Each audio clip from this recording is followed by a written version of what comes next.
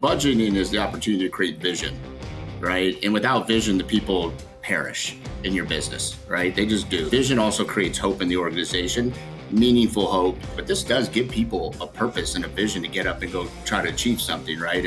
And they get aligned, they get bought in, and they get excited about it. So I think budgeting is very much a very important part of vision that you have to go into it that way, not just being like, hey, here's all these KPIs and just bombard people with numbers.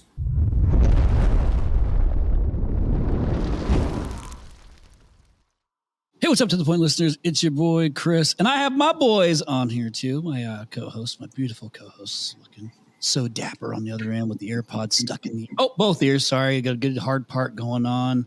Looks like the fall weather is kicking in the window behind him. That's Chad Peterman. Chad, welcome back. I appreciate you being on here, buddy. Yeah, thanks for having me. Excited to chat with the boys today. You would think fall weather, but it's 80 degrees here today. So I'm not really sure when fall's coming, but the trees are a-changing, but it is very warm out. Well, I've got my hoodie on because it is cold here today. I woke up to 47 degrees. Ooh, that was colder than it was here. Yeah, well, so also we have on here my good buddy Aaron Gaynor. Aaron Gaynor, what's up? And then also Mr. Thomas Mello has blessed us with his presence. Sabi, welcome back to the podcast. Pleasure. It's 67 degrees. I've got jeans on. and no-show socks. No-show socks. By the way, my kids told me no-show socks are not cool anymore. So I don't know. I've heard that. Yeah, I started wearing them right when they became unpopular. Because I always wear the long socks. It's like I do the opposite. Is that what you do? I wait till the trends go out and then you pick them up? I was like, why did I just shave my long socks? Everybody loves a good pair of white tube socks. Let's be honest. Right. They just feel right. Well, listen, we don't have the entire crew on here today. You guys, can we all, while nobody else is on here to debate, I feel like we have to come up with a different name for our crew. I feel like LSD, and there's no way you can just switch the letters around, by the way, because I've thought about that, because it's either LSD, DSL. DSL ain't gonna work. Because there's another. Yeah, that's not gonna work. LDS, that's not gonna work for us. I mean, maybe Tom Howard, but we're the group's more than Tom Howard. So I don't know, but we need to rethink that for 2025. Okay, can we get that on the agenda? Well, you think with Ismael, he came up with the Service Avengers. I thought we'd be called something cool like the Power Rangers or something. Yeah. I don't know where he came up with this. Instead, we're a psychedelic. We need a rebranding. We need a rebranding. Let's get this together and get a whole new rebranding done. You're right. We need to rebrand this. We're gonna take it to what we are is we're the up and comers, right? We're like the goats of the industry are all in their 60s, 70s. We all look up to them. Keep going. This is like, I think we do qualify. We're all fairly large businesses. Chris, you're in a little bit of a different vertical, but you know what's going on everywhere. And I think it should be something along the lines of, like the up and comers, or like, it's not a good name, but something along the lines of like the new generation, or because I think we all got about at least a couple decades in the tank. So. Yeah. I know Ismael likes to kind of put me in the old group here sometimes. As you are right on the tipping point. I am on the tipping point there a little bit. I know. To be fair, you young guys be keeping me young though. So all right. To be fair, of the group, you are the oldest. I am. You're not too far behind me, though, Chris. I'm not talking about too far behind. I'm talking about the oldest. That's you. Fair. Okay. So I agree. I think it's kind of rebranding this a little bit into something that what does this mean? What are we trying to do? And the work that we're all putting into our businesses, our lives, and into the industry. I think how do we package that up as something? But there are probably better topics today that you'd like to get into besides people hearing about us rebranding ourselves. Hey, welcome, Travis Ringe. You joined us. Travis, what's up, buddy? Yeah. Sorry, guys. I was wrapping up the Nuve call for the month, so it's okay. You didn't miss anything important other than the fact that we're going to rebrand the name of this group from LDS to something different, which I'm sure you're in the approval of. So we'll figure it out.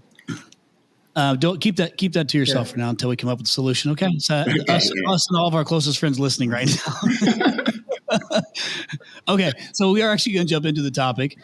And by the way, when this thing rolls out, if you haven't voted, please, for the love of God, go vote.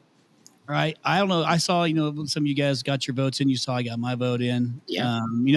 Like there's a couple things that you're not supposed to talk about with friends that we always talk about with friends, and that's religion and voting. So I love talking about those things. So I got my vote in. And I hope Well, that it's always easier when everybody's kind of the same to have that. You know what I mean? It's a little bit easier. It does make the Let's make it a little bit less controversial. But It wasn't even a question. I mean, look, I there don't was think no. everybody I just wonder who they're debated voting who for. was where people were going with this. I go straight down the line, but the one thing, if it's a hidden tax, like all these things seem to be on the different propositions, it seems like they're just finagling another way to extract money most of the time. So, and they always disguise it in making your schools better. Like, we want to get better teachers and bring up the education, and it's like none of that stuff makes it through. So they're all hidden little proposals, and I'm.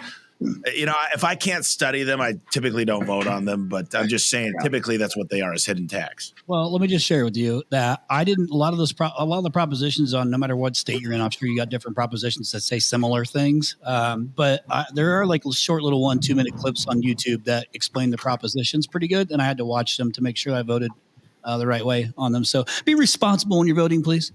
But for God's sake, go vote. Don't just bitch and complain about it and not be a voter.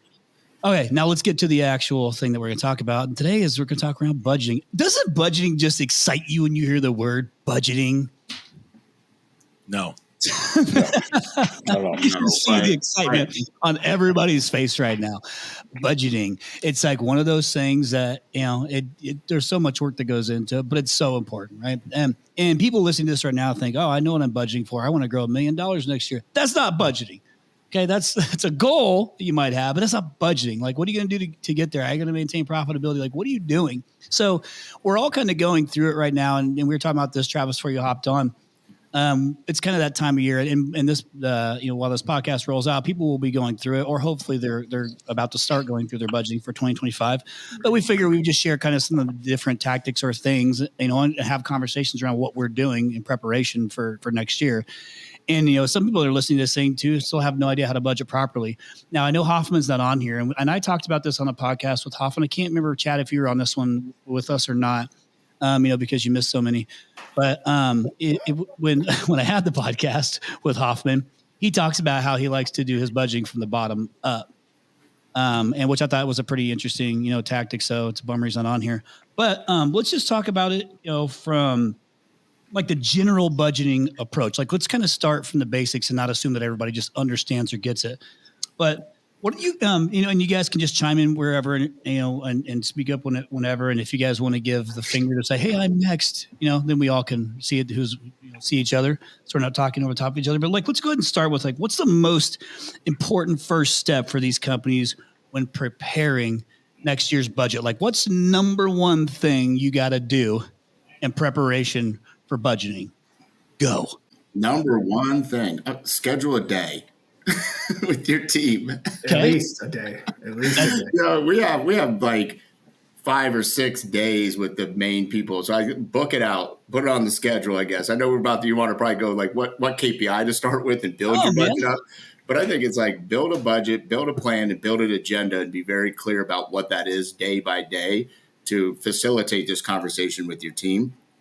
And you do have people do it a little bit different in different settings, but sometimes we come a little bit with some preset numbers and budget for them. So we do some pre-work with GMs, and Mike and I do some pre-work stuff, and then we bring it to the team and try to get them engaged. But I think the first thing is how many days do you need? Do you have the right information? Doing the work, not just getting people and saying, here's a budget. So setting a day, setting multiple days, and giving your team enough time to collaborate on the budget and the ideas.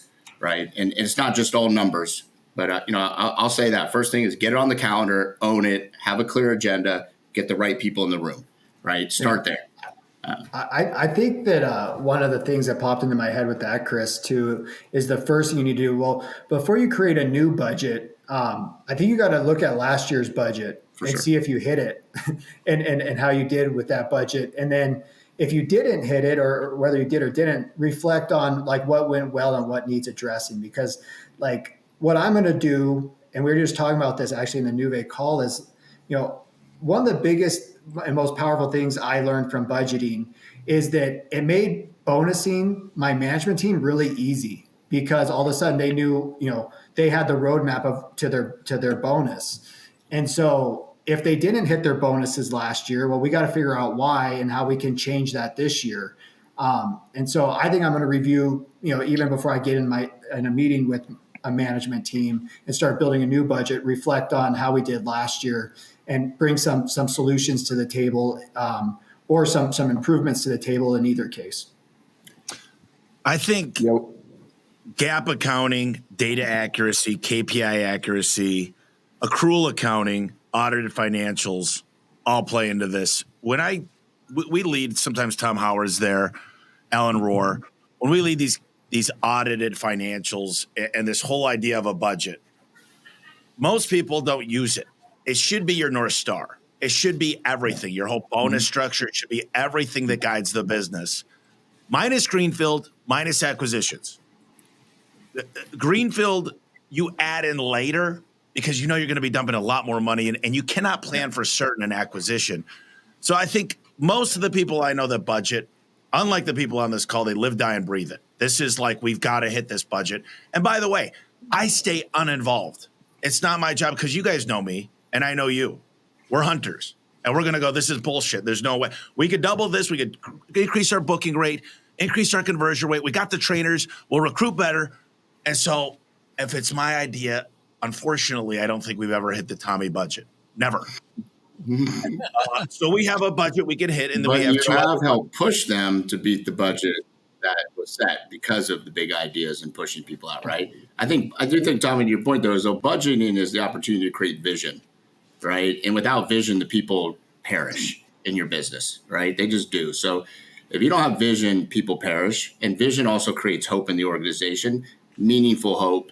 That seems achievable too, right? These budgets, probably your point there, sometimes we all come in, we want to set high stuff. We've all done it. I do it. I just did it again just in this budget cycle, right? I'm like, oh, do this. We could do that. What are you talking about? But I think the idea is like your budgeting is more, if you really go into the budgeting, not just all about numbers and all these things, and you really think about it from a vision setting standpoint, collaborating that, creating buy-in from the organization and the people, that your budget is the foundation of starting to build some of that outside of like your core values and, why you're in business and the meaningful things. But this does give people a purpose and a vision to get up and go try to achieve something, right? And they get aligned, they get bought in, and they get excited about it. So I think budgeting is very much a very important part of vision, that you have to go into it that way, not just being like, hey, here's all these KPIs, and just bombard people with numbers, which they need to understand. But the only thing I disagree is that, the Cortec, our partner, agreed with me is, what do we know for certain? We know we need to book the phone calls. So we drive it by cost per lead. And we've got that number. We've got attribution. We've got a blended cost per CPL. Next thing we know is our booking rate. Next thing we know is our conversion rate. Next thing we know is our average ticket. That alone, of course, you got cancellations and a lot of other numbers. But if you leave it simple, that alone, you can figure out a very, very foundational budget. You know what each department needs to do. Now, there's, of course, different ad backs and all kinds of other shit that you can bring into it. How much cost savings can you renegotiate your pricing? One of the biggest things we took away, what's the easiest way to affect budget? What's the one thing that you could affect budget the quickest that we talked a lot about with our partner? What's the very simple thing you can do? Raise prices, right? Yeah, I was going to say raise prices, of course, but that's not always the best thing to do. Well, we know for a fact that if the marketplace will handle it, that we know if nothing else changes and we can keep those KPIs the same, Of course.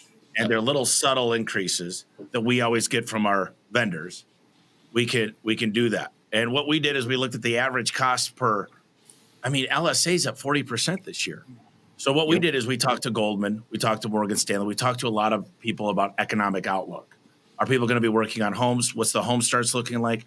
Next year, on all accounts, Goldman Sachs went down from a 27% chance of recession to 13%. Obviously, there's a lot of things that go into it. Politics, we don't really say is Trump or Kamala going to get in. But if it's a good economic outlook, and everybody that I've talked to says there's going to be a lot of deals happening, a lot of money going to be invested in the home service industry. Sure. Yeah. We're a little bit bullish, I will say, but because it's everybody's bonuses. I want a number that they could hit. By the way, if we don't hit our budget, our partners got to go talk to their LPs. The next possible investor that comes in says you guys are known for not hitting your budget. That's the last thing you want to do. You want to set a goal you could certainly hit. You could have a BHAG budget, but your main budget you turn into the auditors should be one that you could predictively hit for sure. Yeah. I think I would say just to kind of, I guess, repeat kind of what these guys said. I think for us, it's to what Travis said. It's set the budget based on, we always look at it. The first draft is set it as if lead volume is the exact same as last year. So just set that and then see what that spits out. And that'll start to influence kind of your SG&A, what's below the line. Okay, well, what can we spend? So on and so forth.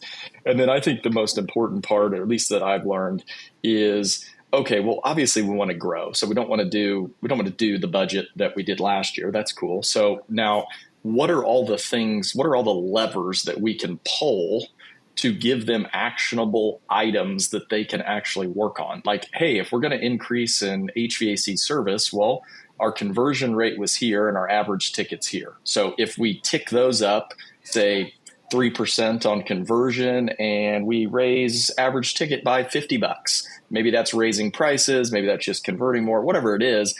Okay, then the manager who's responsible for that budget starts to understand how they're actually going to influence getting there. And I think it also gives them, I think in the past when we didn't do that, you've got a lot of managers just crossing their fingers, hoping that they're going to hit it, just sitting by like, well, we got to do this. Whereas to me, the goal of, the budget has a number of purposes, but I think one of the most important is working with your managers to understand what are they going to need to do a little bit differently than they did last year in order to hit this. Because I think once they have the tools, well, then all of a sudden they've got things that they can work on. They've got a list of priorities of, hey, these are the most important things, or these are actually going to increase it more, or shoot, if I could increase it 8%, I'm going to definitely hit my bonus and we're going to be off to the races and so on and so forth. And then you start to factor in things. Well, okay, we think we can drive more leads. We can, whatever it may be, all of these other things. So I think that's important, where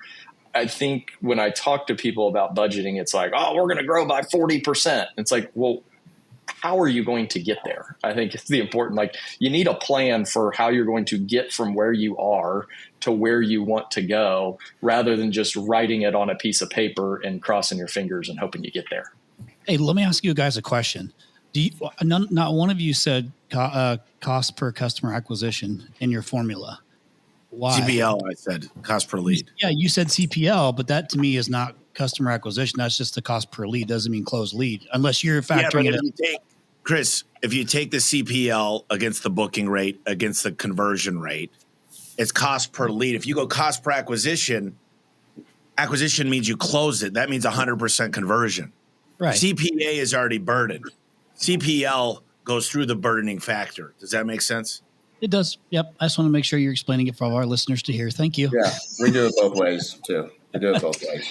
Shut up, Chris. I already did it. We spent to market versus all the leads we spent to run. What do you think? I'm stupid? That was fun. Okay, but I do want to say one was quick that thing. Was that really just to educate you, Chris? I just went through this whole process. So I just went through this because I have, a 4 different company. Well, it's kind of in an odd position because even though there's 4 companies, even with the merger of Blue Corona into Rhino, I still have to look at 2 separate companies' data from this past year. But I basically had to go in and look, if we're going to grow this thing another $19, $20 million, well, what's that going to take from a marketing perspective? And I had to work my way backwards to it to figure out, like, what does the math tell me right now based on performance, through the first 9 months. That's what I just went through the last, week, was just trying to figure out the numbers. So, so this is to your point, Travis. It's like, you kind of have to have, you actually know and feel confident in your numbers, to be able to start like accurately planning. And then you guys all kind of said this in your own different way. It's, what I love about Hoffman's methodology on budgeting is basically he set the stage for what they want. He's just going to the different departments and having them work their own plan to hit that budget and agree to that budget. So that way they've kind of got input into it. To Gaynor's point is, it's like, cool. Then if you work their incentives to it, like they've bought into the deal because they've helped put together whatever the plan's going to be to hit the budget and get the incentive, and that gives them hope and makes it exciting and they believe it, and everybody's kind of bought into the process, which is incredibly important, by the way. And so even though everybody on here has got or has big businesses or worked in big businesses and are talking big numbers, it doesn't matter if you're one person. Like set your own, like you still got to know your numbers, make your own budget, and then make sure you feel good about actually hitting it with real numbers. So it's not just like a pie in the sky type of thing. So I want to, Chris, I was going to say one thing that I think you made a good point that I think is important for especially probably a lot of listeners who have multi-trade businesses. You mentioned that, hey, I got to work through it with like 3 different companies.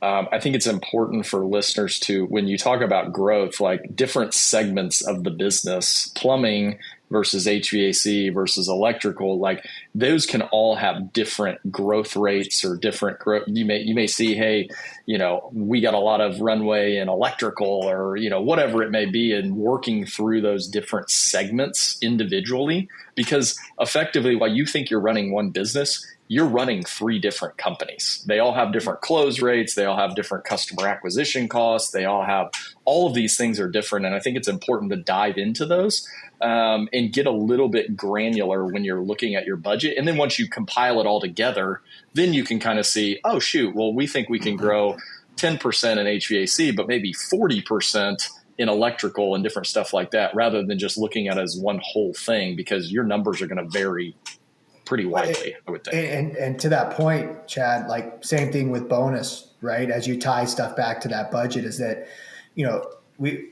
you got to bonus people on things inside their control. And so you can't bonus, put your install manager's bonus determined on a 65% gross margin that plumbing's pulling, right? Like it's just never going to happen. So you got to departmentalize that budget so that you can structure bonuses around things inside their control, inside their department. I got a question related to bonuses. So I think this is always a hot topic. How do you do it? Different things like that. One of the things that I've thought about but haven't done, but be interested to see if you guys have done it. So there's obviously like the typical bonus. Hey, we bonus on whether it's revenue, whether it's gross profit dollars, whether it's EBITDA, whatever it is, like the result. Like you bonus on, did you hit the result? Have any of you ever played around with bonusing like behaviors? Like, hey, I know if you do these things and I'm willing to give you money for them, I know that there's probably a better chance that you're actually going to get an outcome. We've messed around like on conversion in the past and have done like monthly spiff things for managers to try to drive like conversion or average sale, if that's what you're asking, like leading versus lagging metrics, right? I would say, there's been some focus on that, but again, it all comes down to like, did you get the gross margin dollars, right? At the end of the day, it's like, got to have the gross margin dollars. So you should be doing those to get the outcome of those, right?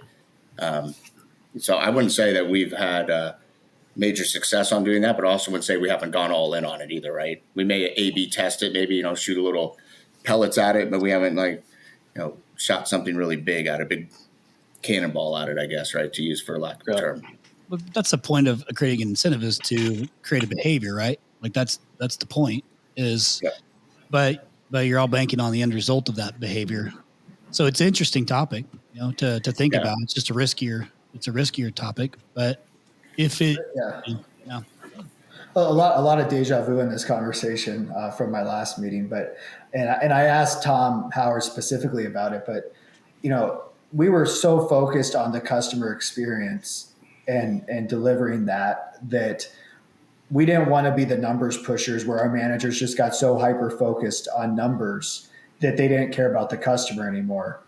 And so we always tried to balance and give them 2 things in their control. So for example, like our service managers would have to balance like review percentages and their gross profit targets, so that they can't just push one or the other. They always had to be balanced to deliver the desired outcome. So Chad, I thought you were more saying like, hey, if you do this leadership training or or read this series of books, I'm pretty confident it's going to affect change in you. I think that's a great idea. I haven't done anything like that. I'm not sure if that's where you were going with it, but we did try to incentivize something outside the numbers and the budget to get the end result that we wanted. Yeah. I was thinking more, and I think you're right on. I was thinking like the two things that come to mind right away are like one-on-ones and what was the other one I was just thinking of? One-on-ones and retention. Like if you have, obviously there's going to be some people that exit the company, but like to me, if you focus on that, well, I know you're meeting with your people. I know you're trying to improve them. I know you're doing all of that. If they're staying, that means that they're happy with you, type thing. And again, I think there's got to be a component of the end goal. Like maybe those are smaller incentives, maybe, whatever that looks like. And then your bigger one is gross profit dollars. Like, hey, we want you to do these things. I'm going to incentivize you because I know that they'll probably lead you closer to that goal. So like a combined plan, but it's just something we've been tossing around. I don't know which way we'll end up going, but just something I thought I'd throw out there. Do you guys have an education KPI worked into any of your incentive plans? So like, I know that we have monthly education like requirements that everybody has to hit to get X percent of whatever their overall incentive is. And I think that, when you're talking about driving a behavior, Chad, like I guess I could kind of think of it like that, because it's not like they just read a book and they retain everything. So there is like they have to complete the form at the end that says, hey, I read this. This is how it applies to my job, or this is what I learned. This is how it applies to my job. And then they go over that with their leaders.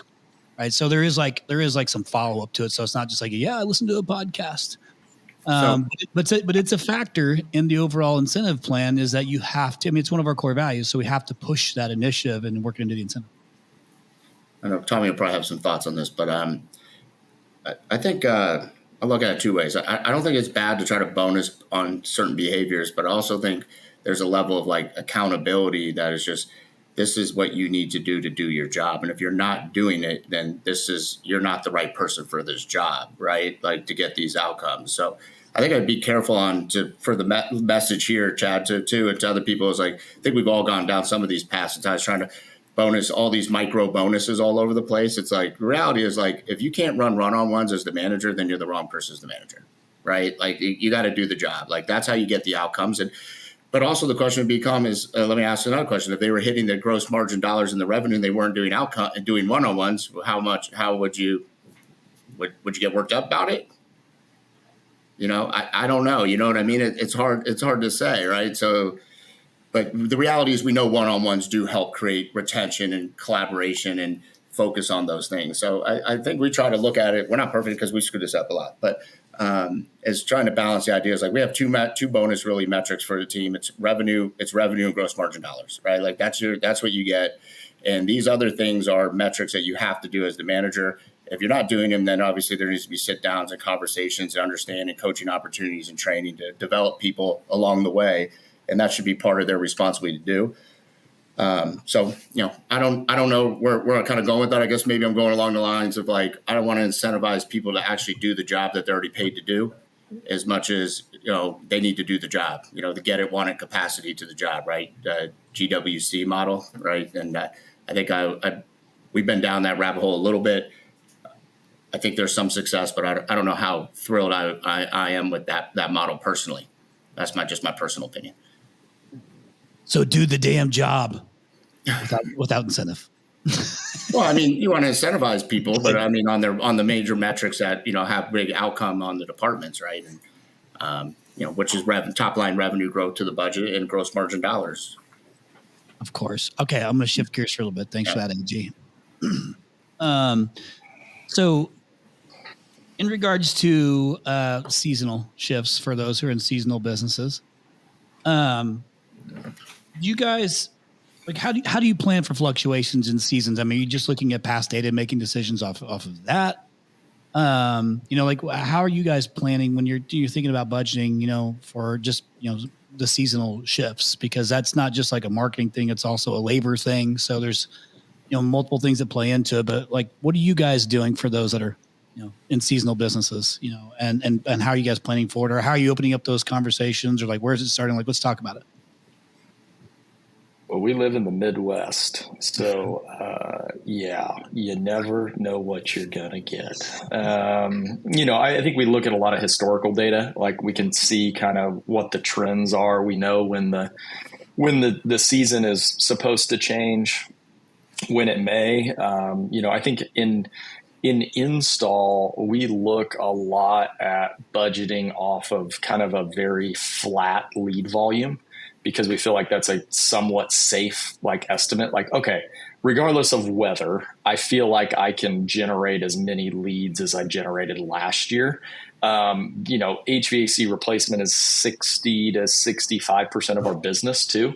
So to me, from a budgetary standpoint, that feels pretty safe, because that's going to be a big driver of what we actually do. So I'd rather not overshoot it and then be sitting there and it doesn't get hot in a summer. And then we're up shit creek going, what do we do now? So we've taken a more, I think that's probably the department we're the least aggressive in, just because you just don't, the weather, regardless, is going to influence whether people are buying new systems. It's just a thing. If it gets really cold, great. Their systems break and they replace them. If it gets really hot, same thing. So we've just taken a little bit, less aggressive approach when it comes to budgeting that. And then just looking at historical kind of patterns of how has our sales trended over the last, call it 3 years, and not so much in a dollar amount, but percentage of sales each month. So okay, typically in June, we get this percent of our total revenue comes here. And then you basically take, okay, we think we can do this number. And then you just break it down by kind of the percentages that we feel like we can do each month is kind of how we look at it. Yeah, we do similar. In Phoenix, we basically got a perfect bell curve on revenue because of the summer hits hard and skyrockets revenue. So we're looking at data from the past year. But one thing we included later on is a makeup bonus, so that if the weather doesn't hit on the months that we think it's going to hit, but they overrun budget on later months, they can make up that other bonus by hitting both the thresholds, which was brought to us by the management teams because of that. It's hey man, we didn't hit second quarter, but we crushed third quarter, and it's all right, well, as long as by the end we've cumulatively hit all of the budget, then we'll still get you your full bonus. Love it. I haven't been in the HVAC business that long. It'll be the fourth year for us coming up. And yeah, we do historicals that we do have. Obviously, I've been fortunate enough to have a lot of friends that are in this space that had some conversations and learned from and hear from. And it is seasonal, especially in our region area. I definitely think there's some seasonal stuff here. But I did say in a meeting just 2 weeks ago that we had a budgeting meeting, and some language kept getting thrown around from some of our team, and even Mike as our CFO is as we become more of a seasonal business, right? And everybody's in the seasonal. I said, I don't want to hear this language anymore. Our job is to not be seasonal dependent and figure out how we're going to run a business unseasonal dependent, and making sure that we're not just banking on that the season is going to happen here and there, because a lot of the stuff we're doing is everybody's oh, June and July, that's where it is, which it probably will be, right? We know that. But then it's everybody's ignoring the shoulder seasons and the other seasons where we should become less seasonal independent and become more of an operating business that wins on off-seasonal times. And I think this is where, goes to some of the stuff when you go back to, the older guys that I'm closer in age here, as we've stated earlier, like Leland and those guys saying, hey, we're not going to be a seasonal driven business. We're going to be a great service providing business that, generates revenue all season. And I think it's just a mindset too, because the more we say seasonality, the more everybody just believes it's only going to happen in seasonality. So to me, there is reality to it for sure, but also not just allowing that to be the positive or negative to the outcome of what happens. Because I got an HVAC the first 2 years. Everybody told me we're going to be gangbusters in June, Chad, and that May and the heat was going to be crazy, right? And it was nothing happened. Hey, I can't predict the weather. I did tell you to join when we had no summer here. No, Sorry about that. Summer, that was miscalculation on my part. So, and I get it, but there is seasonal in the business, so I'm not ignoring that. We do events that. So I don't have as much data on that, but I do think just being careful that everybody's only depending on seasonal statements. Tommy, do you see the seasonality in business in the colder climate markets? Slightly. Springs or anything like that? It's not a huge factor, less replacements, but I've been to probably 100 HVAC shops, which is probably one of the more seasonal businesses. What I can tell you after visiting with Morris Jenkins and some of these larger companies, they don't rely, like I see some of the newer companies rely only on turnovers. They really do a good job servicing other things and servicing the units. It's not just make it or break it. We either sell a $20,000 unit or we get nothing.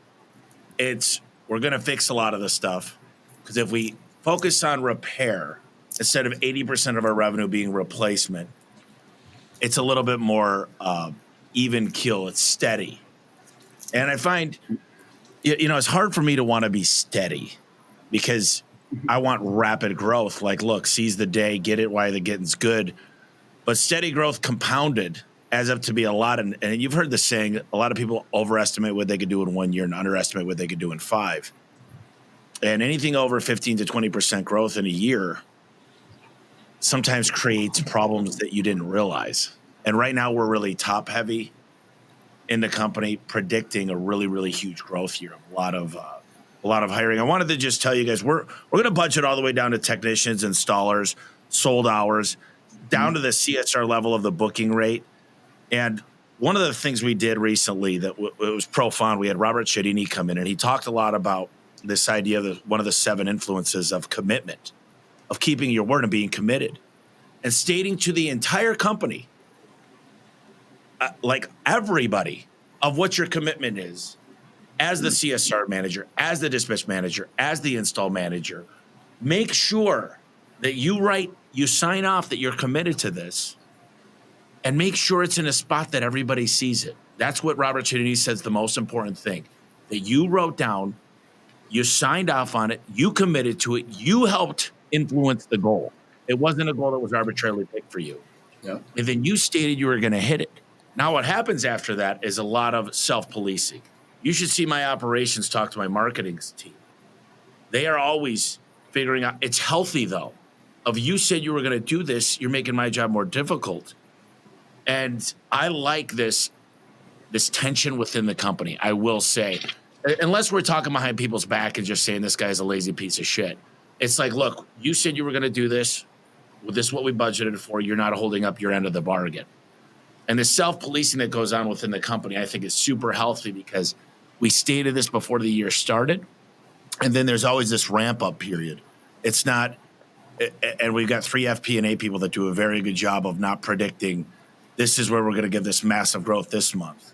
It's based on – and by the way, the most important thing I can tell you guys, that really what we've learned over the last 2 years, me personally, is look at the working days of the month. We work Saturdays and Sundays as well, but look at how many Monday, Tuesday, Wednesday, Thursday, Fridays you have of each month, because that plays a big, big outcome in what your budget's going to be. Yeah, that's a great point. Yeah, because you can swing. I mean, this year we'll swing from 23-day months to 19-day months if you're just working Monday through Friday. And we'll work some on the weekends, but like we're not full out. So we always just look at kind of the weekends as kind of gravy. Hey, we're just going to budget for the working days of the month. But yeah, it can. So, I mean, especially when you get bigger, I mean, if you're doing $500,000 a day, 2 less working days could sway your revenue $1 million in a month. Sure. So that's an important piece. Budget out all your holidays and different things like that, because it'll affect how many days you got in a month. That's a good point, Tommy. Yeah, I mean, if you're going that granular, you go, how many working days are there and how many hours are available to your staff each to work, and then start building it that way, right, through the model, which then start adding all the other things, and you get to, Tommy, you used the word sold hours there, which is a old, ideology that's been around, but a lot of people don't know it and they don't use it. There's a lot of power in it once you understand how you really are in the business of selling hours than you are in the business of selling anything else. I think sometimes we all think we're in the business of selling HVAC equipment and plumbing and blah, blah, blah. But the reality is all your people are really in the business of selling hours. And how many hours are you going to do them, and how fast are you going to get them done effectively, right? Like, yeah, we're in the business of all this stuff, but the reality is we sell hours, and that's what we sell every single day. And once you can understand how many hours you're selling and how efficient you can be doing those, then, you can really improve your net profit and your bottom line quickly, your margins, all these things. So to that point if you're going to that direction. Love it. And the value of that hour. Yeah. Is very important. I'm gonna shift gears for just a second, guys, because this is something else I think that I'm really curious to hear everybody's difference of opinions on it, because this is industry agnostic. I think let's talk about the unexpected expenses. So whenever you're budgeting, do you guys set like a certain percentage revenue, whatever it is, something aside for like the unexpected things that are going to happen in the business, or like whether it's like, I mean, this could be something where it's like, repairs that you have to make, or to the fleet, or that, crashes, like whatever it is. Like, do you guys have like a set budgeting for just like the unexpected expenses that are probably going to happen, in your business? And listen, that might not be a thing when you're smaller. Maybe it is when you're smaller, but do you have like a little kitty over here that's like, I know some shit's going to go sideways and I need to have, some cash sitting on the side to be able to handle that? Well, so for us, what we've done is, Adrian in the finance department, he said there may be a couple top grades. I know one, I'm going to need an extra 50,000 to get the right person. And we've really been talking a lot about top grading positions, and everyone's buying into this to see how much better their department performs by getting an ace, a 10 out of 10 in that department. And Luke with operations is saying, look, I'm going to need at least 12 more people next year just for the infrastructure. And we took an average cost and we figured out 12 is basically 3 per quarter. And we burdened that throughout the year. And we built all these things that we said, we're going to build a nice buffer of a budget for you to hire the people we're going to need. And this is something very few companies, we say, look, we're going to get economies of scale. We're going to do a better job of this. We're going to find money where it didn't. But we're actually budgeting to build more infrastructure. And we've got a huge budget for more technology, whether that's Call Center Pro, Service Titans add-on, something else comes up with an AI call center, who knows what it'll be. But we built this buffer for technology, and we added a lot of buffers because at the end of the day, I'd rather have that extra money if we find it. It's money extra. But we've got a partner that we've got to deliver on, and they've got LPs they got to deliver on. So we built a lot of different department hires, technology, other costs, and everything. Of course, the trucks, the hiring cost, the recruiters, the trainers, every department added a lot of people they know they're going to need. But after doing this for years and years in a row, you start to get more and understand historically what you needed to get to the next level.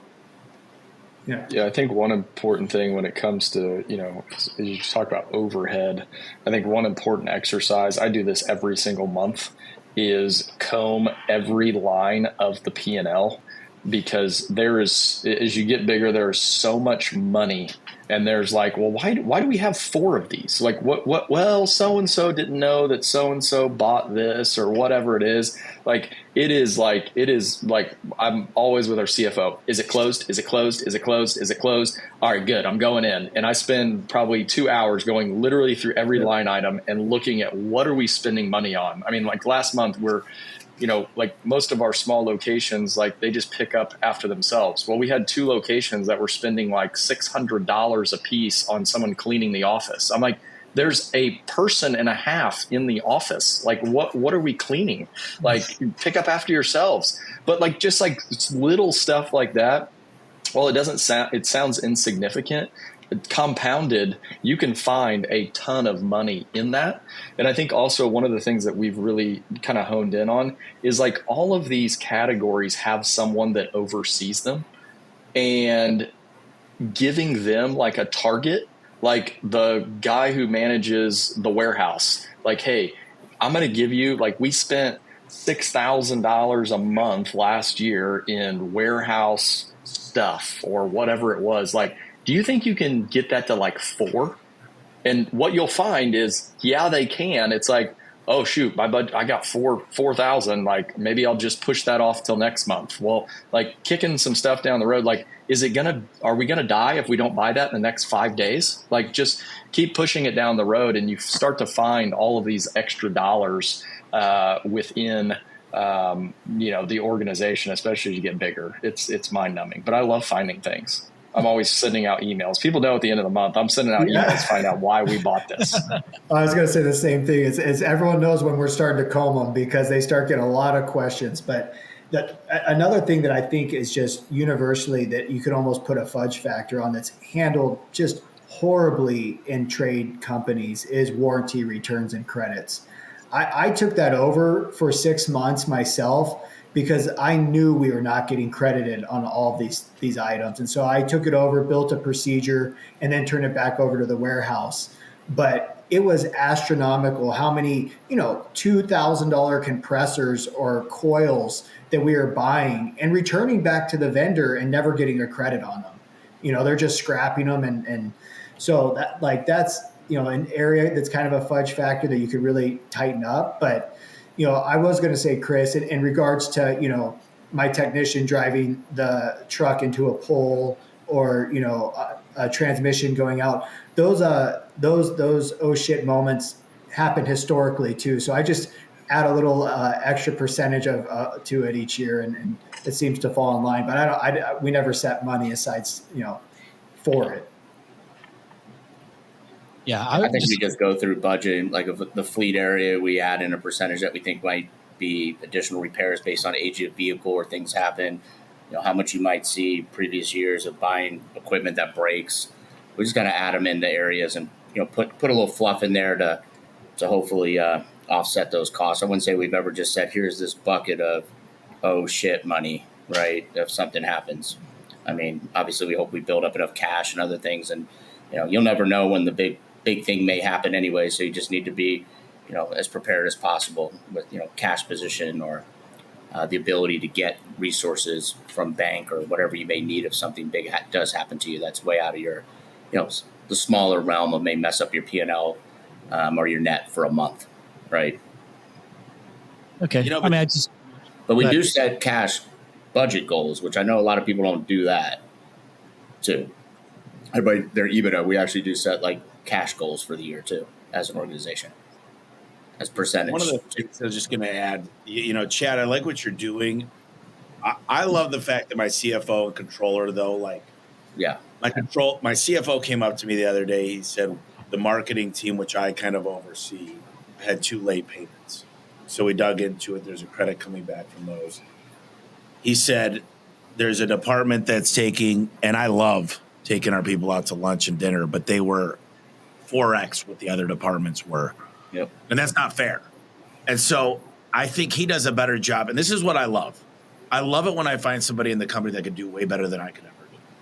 They could be the bad guy. They could identify things. Like, I don't think there's very many CFOs and controllers and FP&A like us. In fact, Cortex said it was the best combo they've ever worked with.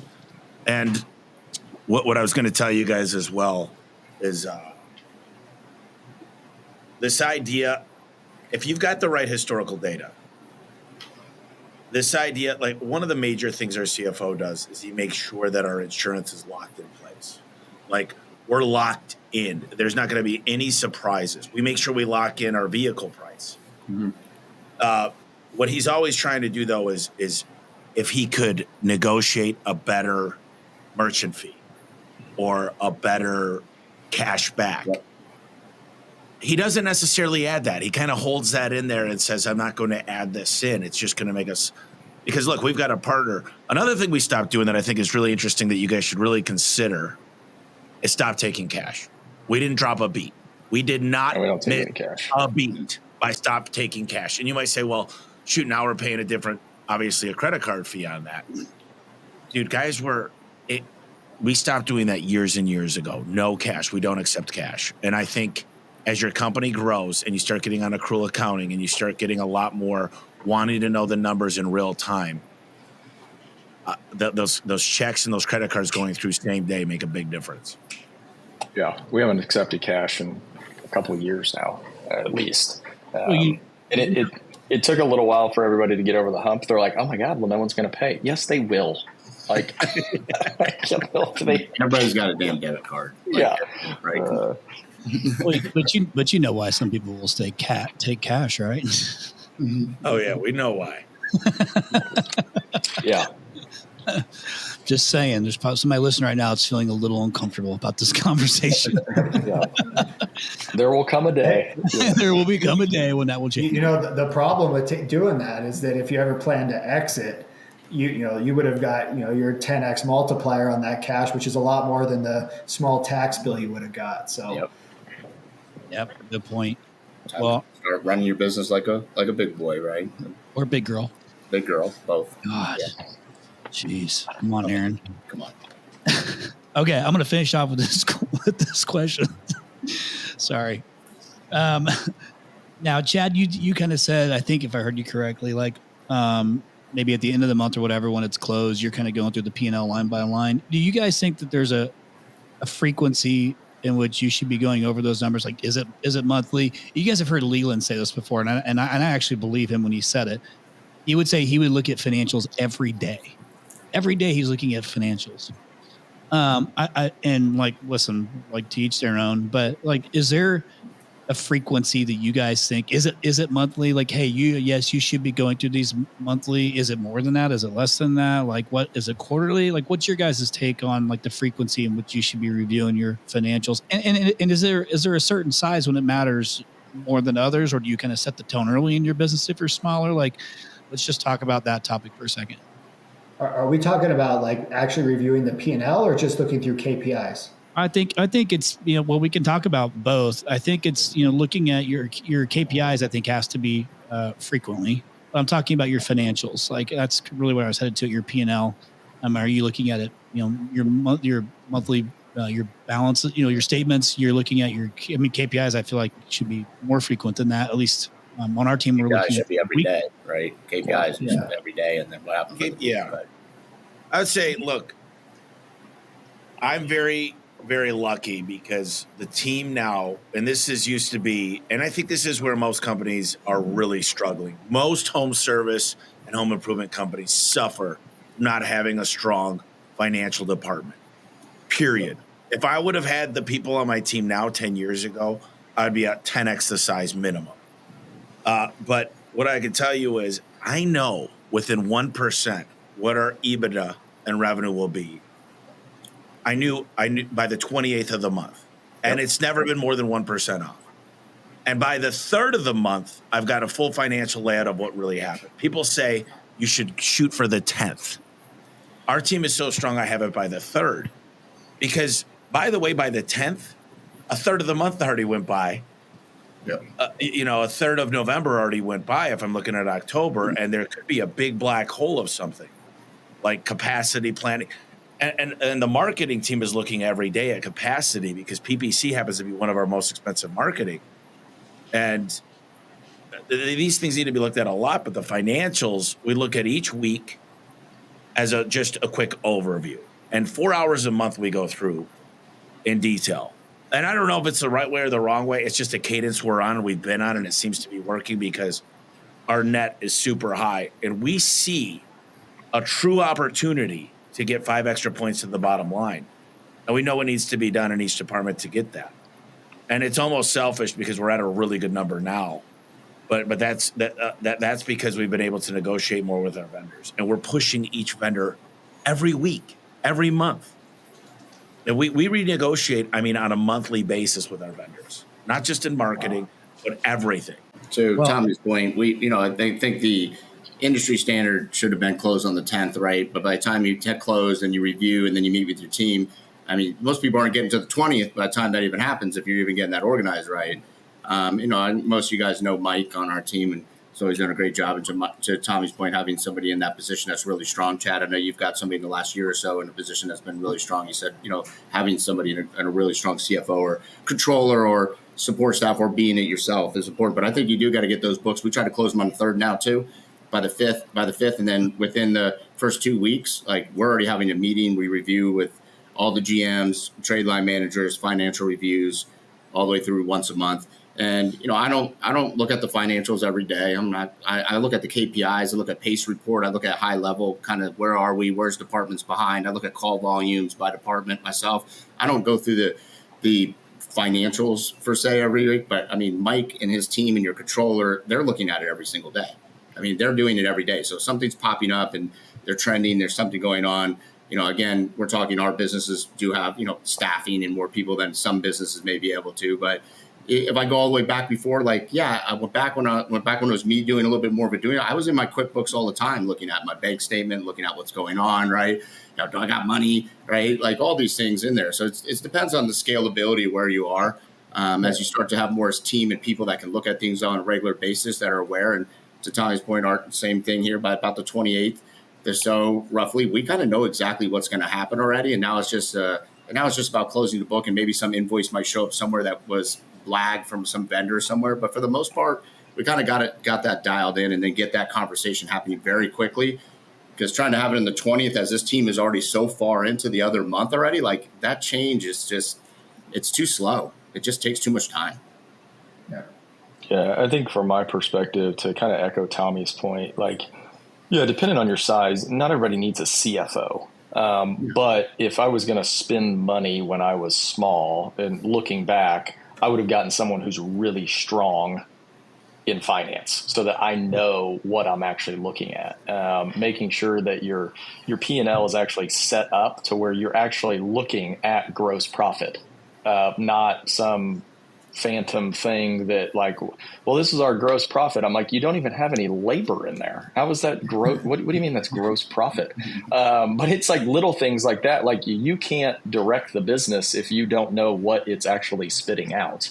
And I think the timeliness of that is another important piece, is like you have to have it timely in order to make decisions, or else you're always a month behind looking at stuff. So I think, again, it's all dependent on size. But having someone that's really strong and can pump out accurate stuff so that you know where you're at, I think is incredibly important.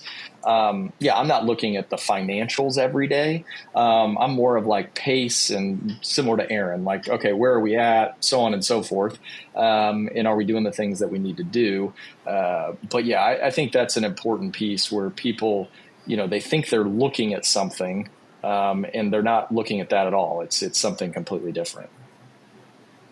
Yeah, I'm gonna try and wrap this thing up a little bit, because there's probably people that are listening to this right now too that have no clue what the hell you're talking about. Even you're talking about gross profit, or people don't know how to read a P&L or understand the P&L, and like I had to learn, and there's probably a lot of people listening now that don't know that either.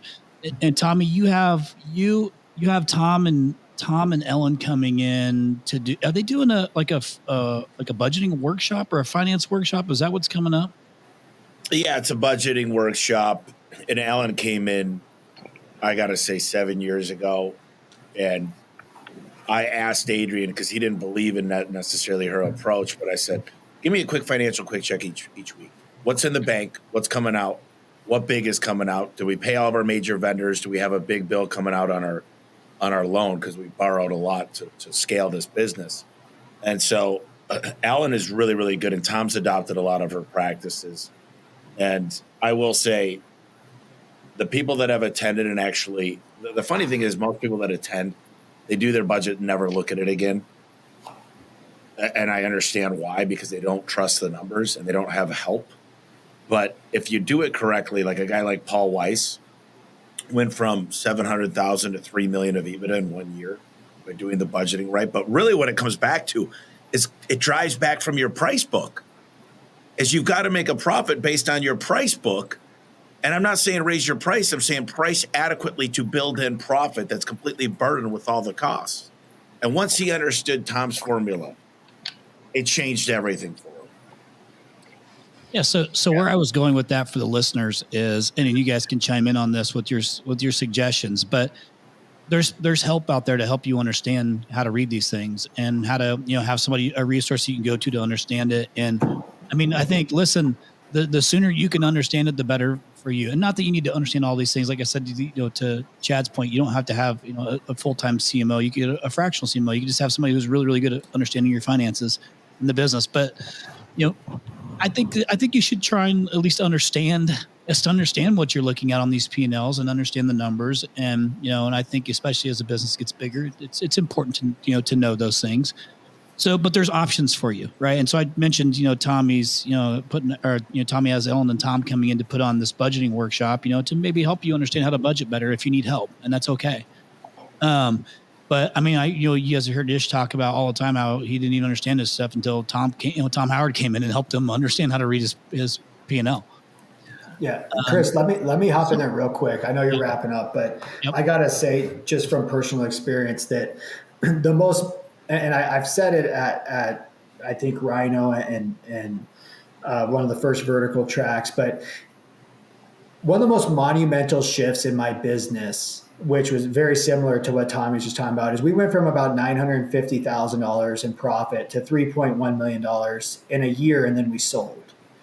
And that was strictly from Tom coming in, looking at our finances, saying, hey, you're running a tight ship, raise your prices, and then building a budget with us that included the profit that we needed to get to and pricing that way, which is where my brother raised the prices. So I would attribute much of our success to having that fundamental budget that we tied to all of our managers and brought them in on the process and bonus them off of that. Like, I think if you're not doing that, you're missing a huge part of the operational side of the business that is going to drive the growth and the profit. So, I mean, you've got Tommy putting on a workshop with Tom and Ellen, like two people that do it as good, if not better, than almost everyone else. If you need help, you got to go, because you're going to literally walk out of it with a budget for next year. Tom, when is it? Isn't it coming up? Like in it's. I actually had to look it up real quick. It's in Chandler, November 21st and 22nd.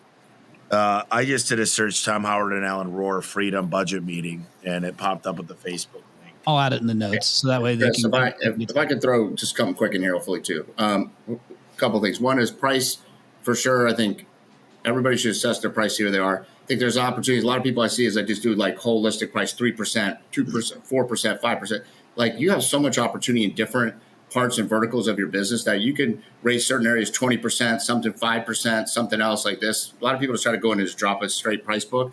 And so I think really understanding where you can actually, raise prices in areas that are beneficial to get your margin. Also, this year we are trying to somebody has to own your price book, to Tommy's point. Like, who owns your price book in your organization? Is it you? Is it somebody else? We're really trying to turn that over to our data science team here. I know that's not everybody has that, but we're really turning it over to Elliot and doing stuff to assess where the prices are, where we're going, what's happening. I know I see you laughing at over here. But really getting that more insight to it, instead of just the managers being like, well, I think Jim thinks the price is too expensive. Or I think you know what I mean? Or you go in and break down job costs, really analyzing where the opportunities based upon conversion and what the sales are and on certain items across the whole organization, and trying to maximize that. And then the next part here is like, if anybody is really sitting out there saying, I don't know this information and don't understand it, like I was going to be blunt, like, it's on you. There's all types of YouTube videos. There's all types of information available. There's workshops everywhere. I mean, I've been fortunate to have Mike, but, right here, my computer, I've watched many YouTube videos on finance, P&L, balance sheets, right? Cash flow statements. It's all available to you. You just actually have to want to sit and spend time understanding it. And then, yes, there's some best practices to our industry that you should go learn. But the bottom line is the basic fundamentals of this is very much readily available to every single person in the United States at any time. Aaron, how do you really feel? That's how I feel now. I felt that. I felt how badly you want everybody to go to YouTube if they got no excuse, is what I hear you saying. Well, I just think because you sit around, you're like, I'm going to wait till this new thing. Like, literally, you could get off here and go watch a video about this now and start understanding this, not waiting. You should go to this workshop because you want to be around peers and people that are doing stuff 100%. But I think sometimes in this industry and ourselves, and I did this in the past, I'm speaking from experiences. I sat around waiting to something for somebody to show me. And finally, I was like, this doesn't make any sense. There's plenty of books. There's plenty of videos. There's plenty of things that I can start learning and put to work now. Hey, listen, I completely agree with you, but there's some people who obviously have to have somebody with them to help them understand too. But the point is like, there's so many different opportunities. So you have no excuse to not learn these things. It's just taking the time to actually do it and then making the effort to do it. And then doing the hard work to do it, because sometimes this is really hard work, especially if you don't understand it. So just as a reference point, so I can close this thing out, guys, one, I appreciate you guys all hopping on. And to all of our listeners who I know are, probably eagerly waiting for us to come up with a new name for the group. We'll figure that out, and then we'll follow back up with you. But to Tommy's point for his event, if you just go to homeservicefreedom.com, you can find the event with Ellen. And again, it's November 21st and 22nd. And that's a great starting point. I have no idea how much it costs to participate in it. But I'm sure it probably says on the site somewhere. I'm scrolling through it and trying to look for it right now. But point is I guarantee you whatever it costs is going to be a lot cheaper than what you're probably not paying attention to or losing by not knowing these numbers. So go and do it. Get it figured out. It's a good starting point. Or if nothing else, go to visit YouTube. So boys, I appreciate you. Again, I can't stress enough to the listeners, if you haven't went and voted yet, please go vote. All right, VOTE. That means this has to come out before next Tuesday, Chris. Wait, hang on a second. Yeah, Tuesday's the video. Yeah, you're telling everybody to go vote, and then it's Tuesday next week. So today, vote today. If it's because it comes out on Tuesday, vote today. Holy shit, is it already? Yeah. Next Tuesday. We'll be texting on Tuesday. Oh my God. Hey, right. Stop listening to this and go get your damn vote in right now. Okay, go. Hey guys, I appreciate you so Tommy, much. I'll see you in a week, bro. See you guys. Yes, sir. Thank you guys. This was great. See you guys. Bye-bye. Appreciate you guys. All right, and to all our listeners, you ain't got to do everything, but you got to do something. No 0 days.